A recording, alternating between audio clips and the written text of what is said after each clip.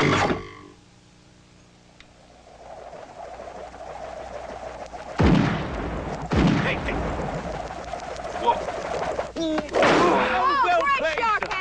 played, sir. Eric Idle and Rick Moranis are battling for a British dukedom because as babies, their destinies were switched in the new comedy Splitting Heirs, one of 5 new movies we'll be reviewing this week on Siskel and Ebert, along with an epic film about Latino gangs and new movies with Sherilyn Fenn and Matthew Broderick. I'm Gene Siskel of the Chicago Tribune. And I'm Roger Ebert of the Chicago Sun-Times. Our first movie is Splitting Heirs, a comedy telling the story of 2 babies who are switched so that a cook's son becomes the heir to one of the great titles of England, while the rightful heir is adopted by a poor London family. The movie begins with a flashback to the swinging 60s when a hippie lord and his wife absent-mindedly leave their baby in a restaurant, making the switch possible. Then it moves up to the present day when the false heir, raised in America by his mother, returns to claim his fortune. He's played by Rick Moranis, and the real heir, played by Eric Idle, works for him and gets in trouble over a petty cash shortage. I borrowed it. I borrowed it, sir. I see. And you will see the chairman first thing on Monday morning. And I shall recommend that you're fired. The 2 men become friends as the American glories in his newfound wealth and privilege. Drunk again, sir. That's okay, Butler. So are we. But then Idle discovers that the title should rightfully have been his. He can't get anyone to agree with him until he receives some shady advice from a lawyer played by John Cleese. So, unless there's an accident... What? An accident. I mean, accidents happen, don't they? You know, car crashes, shooting accidents, people falling out of windows, or drinking mercuric chloride in brandy, which not only conceals the taste, but also makes subsequent chemical detection practically impossible. That sort of thing, you know, accidents. The situation grows fraught with passion when Idle falls in love with the beautiful Catherine Zeta-Jones, who plans to marry Moranis for his money and his title. Splitting Heirs is a movie with several problems, and one of them, I think, is in the casting. The movie's leads have been cast according to type. Moranis as the gauche American, Idle as the appalled Englishman, which would be fine in a drama, but seems all wrong in a comedy. Idle seems like an English lord, so why not make him the imposter and the totally unacceptable Moranis make him the rightful heir? That would have helped, but Splitting Heirs isn't a very funny film anyway. It assembles the elements for a farce like A Fish Called Wanda, but it's never able to really bring them to comic life. It doesn't work at all, and what's amazing to me is it starts out with a pre-title sequence and that is very funny, and the setup, you know, we've seen lots of baby switch movies before, and so we're all ready for some fun, and it falls right off the table. I don't know, they had to rewrite this thing. First of all, I think Moranis, really, his whole character is uninteresting. He's quirky and odd, but he's not, you're not rooting for him in any fashion. There's no story given to him. We don't know anything about him. And Eric Idle is too quiet and kind of nice and respectable. Well, when he and Cleese are together, it's at least funny because it's Monty Python kind of stuff. But in comedy, the characters have to be swimming upstream, and these characters are going downstream. In other words, the way the movie ends is the way the movie should end, and that's not funny. Okay, our next movie is a variation on the Karate Kid. It's called Sidekicks, and it has karate and it has a kid, a sick kid with asthma who has retreated into a fantasy world where he thinks he can be sidekick to action star Chuck Norris. The boy's dad, played by Beau Bridges, tries to defend his son's daydreaming to his son's teacher. He's just never been a physical kid.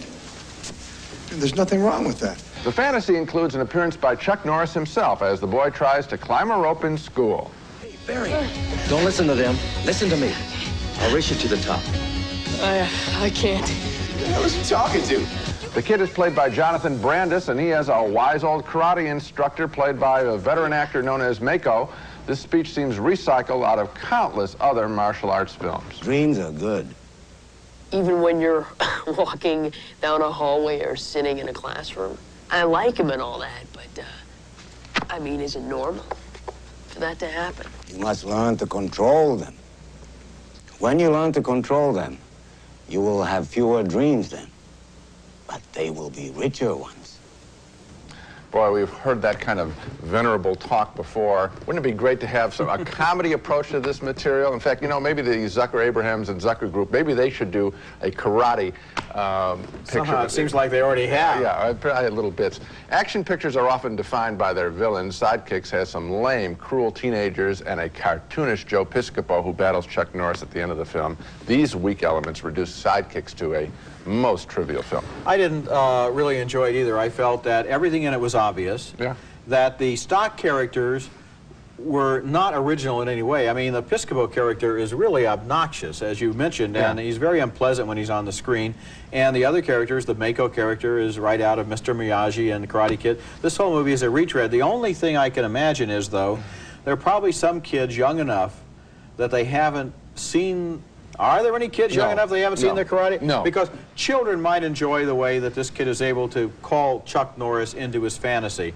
But anyone old enough to see the Karate Kid wouldn't fall for this one. When we come back, a strange romantic trio in Three of Hearts starring William Baldwin, Sherilyn Fenn, and Kelly Lynch. You should get going. Guess you got, what, dinner plans or something? Yeah. It's a pleasure to meet you. Wrinkled and ugly. You make it feel like they're the hottest, most beautiful woman in the world. You can do that? Any woman, anytime, any place, guaranteed. A jilted lesbian and a professional male escort become friends there in a scene from our next film, Three of Hearts. This has the structure of a classic 30s screwball comedy, but Hollywood would have never allowed this offbeat subject matter back in its golden age. Three of Hearts stars Kelly Lynch and Sherilyn Fenn as lovers who stage an emotional breakup right in the middle of Greenwich Village. Fenn says she truly cares for her girlfriend but wants the freedom to try some new directions. I just want you all to know that my girlfriend is tearing my heart out here today because she suddenly decided she needs more space. Depressed and dreading nosy questions at her sister's wedding, Lynch, in desperation, hires a professional male escort played by William Baldwin to be her date. They get on well together, and finally she shares her heartbreak and thinks of a way he might be able to help her. Are you good with women? Are you good with your job? Yeah. Yeah, so you can break her heart and send her running back to me. Baldwin starts attending a class that Fenn teaches, and then he asks her out. By the time they go to an off-Broadway opening night, he's beginning to feel stirrings of love for her, and Lynch is worried enough to spy on them. Ellen!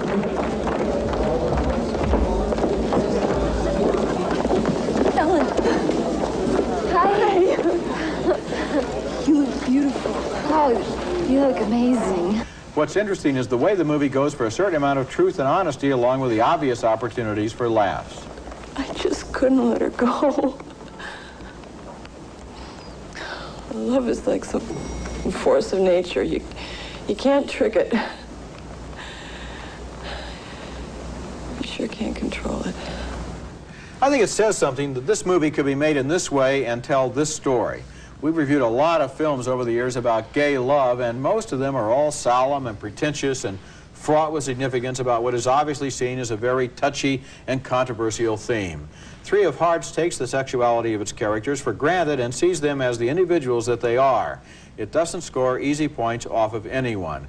And William Baldwin, I think, is a real surprise in this movie, taking a role that could have been a caricature and turning it into a character who outgrows his self-image as a paid escort and discovers that he can really love. I found this movie really absorbing and entertaining. I didn't as much as you, Roger, and I had a problem right at the beginning. I couldn't accept the whole premise of the picture with the hiring of the male escort. I thought that was really a movie invention, just like the... Oh, I've known people who have done that, people who are gay and who need to get somebody to go with them to somebody's wedding. That's very common. I'm not talking about that. I'm talking about her use of him to get back at his girlfriend. The setup is that basically let me just finish. The setup is he is going to romance her and break her heart, and then she'll come running back to him. That whole enterprise seemed to me totally incredible. That is no more incredible than the setup in any screwball comedy you can mention. I think this is less of a comedy than you think. It's intended no, to be. I think it's less. I think it's more of a musing on love and how three characters transform each other. And the style of the movie for me is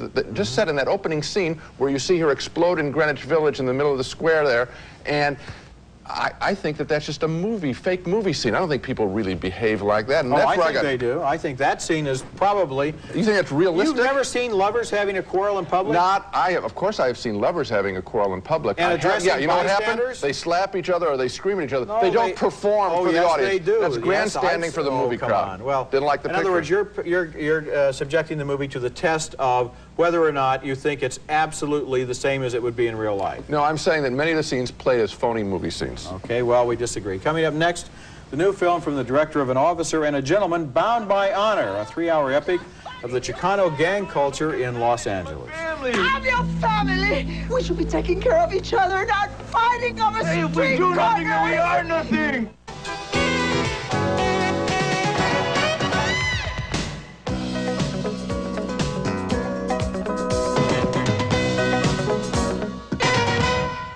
With their PCP labs, or you robbing Zodies and killing innocent people? Well, if that's your truth, then you're right. I don't want to hear it. Can't help it. You're not my blood. I'll cut you off like they did my leg. That's Damian Chapa as a Latino gang member whose rise to power is chronicled in a new epic-sized drama called Bound by Honor, a most ambitious 3-hour film that wants to say something very powerful about Latinos, gangs, and prison, but I don't think it will tell you anything you don't intuitively know or haven't learned in pictures like Short Eyes or the more recent Edward James Olmos's American Me. The main character is part Chicano, part Anglo, a young man named Miklo, who is considered white by his Mexican-American friends and Hispanic by whites. He complains about all of this in prison. My mom's as brown as you are. And my white dad tried to beat every ounce of her out of me. But you know what? He couldn't do it. Chicano's not a color. It's the way you think and the way you live. Another key character is a Latino cop named Paco, played by Benjamin Bratt, who is Miklo's cousin. He is stunned when he finds himself chasing Miklo after a robbery. No! Miklo, wait! I can't! Stop, please! Stop, run, Paco the cop tries to influence his cousin, lecturing him in jail in a do-gooder speech that is well-intentioned but all too familiar in social message movies. If you start this war, you and your vatos will be committing suicide. Now look over there.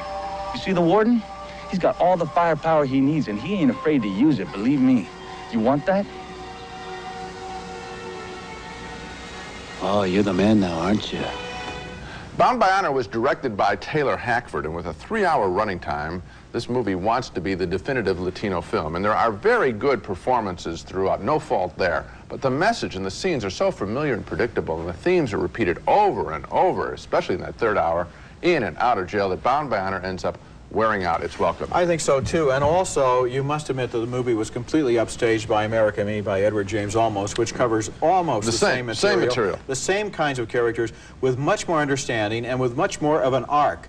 This movie doesn't have an ending. And that last shot, as the camera pulls away and the two people are dancing in front of the mural showing themselves as children, is such an obvious contrivance to kind of create a feeling of conclusion when the movie obviously doesn't have one, that I just shook my head at that moment, and I felt that somehow the whole thing needed a completely new screenplay before they started. It could have been tightened up for one thing, yeah. But I don't know why in a story about Latinos. See, what I would have done is focus more on the cop rather than the criminal. I thought that would have been a more different approach. The criminal stuff, you get the scenes in jail where he has to resist the homosexual advances. He gets assaulted in the lunch line. And These also you are have recycled. the white gang, the Hispanic gang, and the black gang. We've They're seen a all lot of fighting that against stuff. each other. I mean, and there's no vision in this film to indicate that these people can somehow rise above the color of their skin to figure out what else they might have within them that they could express. That's why American Me is so much better, because the character is able to transform himself. It is a much better film. When we come back, Matthew Broderick and Annabella Sciorra are strangers in love in The Night We Never Met.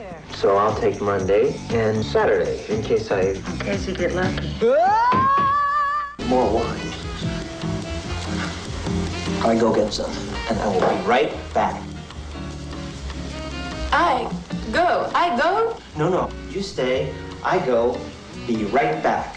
Our next movie is one of the more lame-brain productions in recent memory about a group of characters who spend most of their time working themselves into those Weird misunderstandings that somehow only happen in the movies. They would never happen among anyone with an IQ of 60 and up. The film is named The Night We Never Met, and it's about three people sharing the same Greenwich Village apartment on different nights of the week. The movie begins with a deli cheese expert, played by Matthew Broderick, splitting up with his French girlfriend here, played by Jean Triplehorn. Someday, when you're a big restaurateur and I am a star, maybe for us it will work, but now, you must go.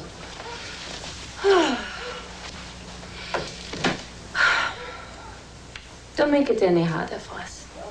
To get away from his Animal House roommates, Broderick rents the flat 2 nights a week on a timeshare basis.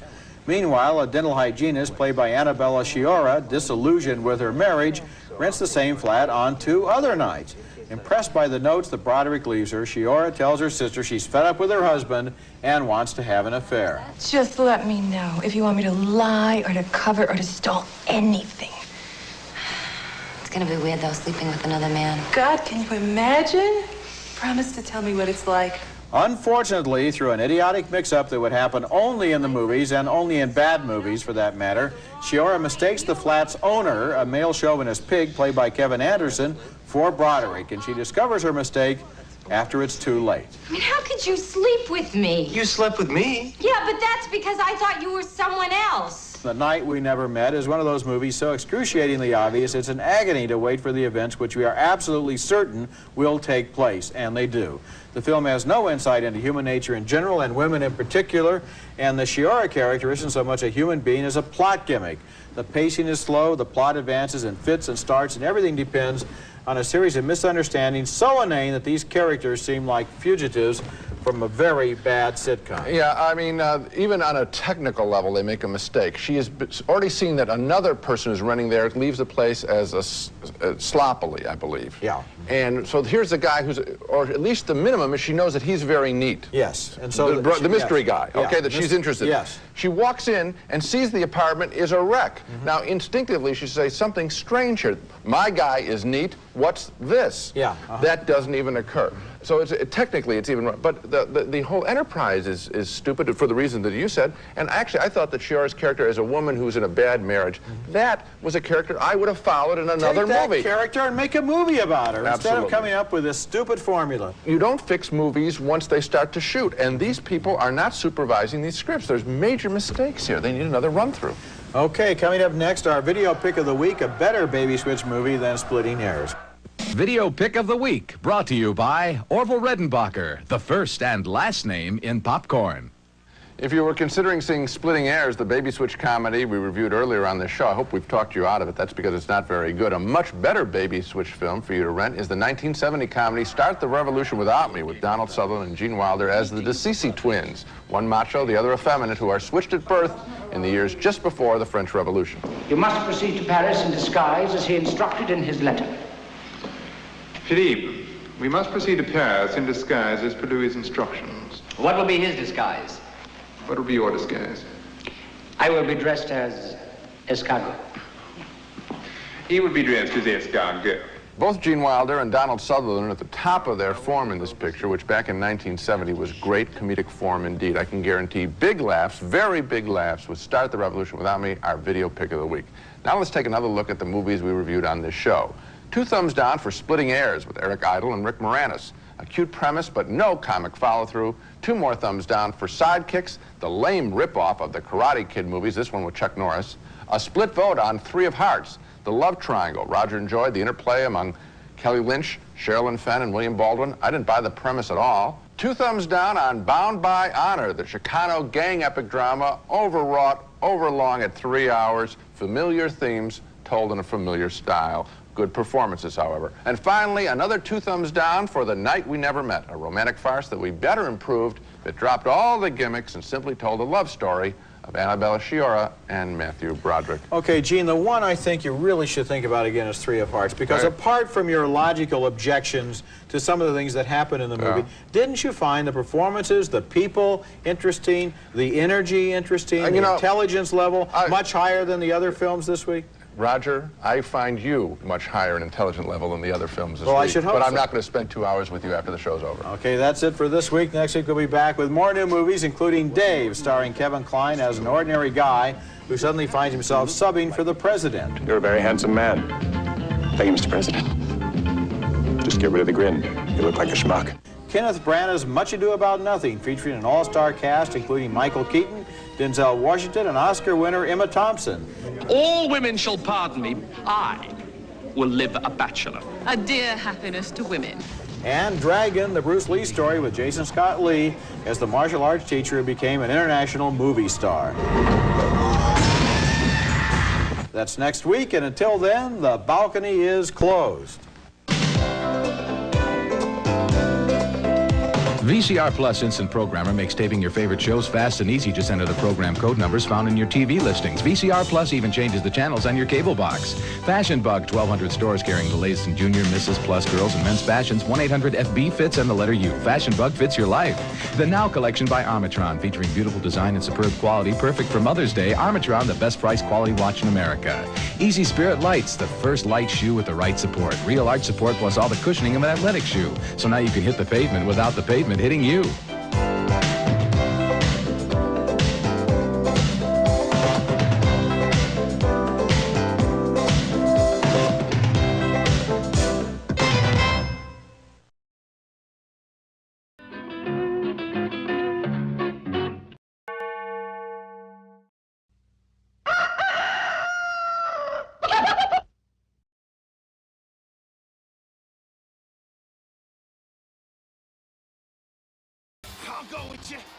I'll go with you.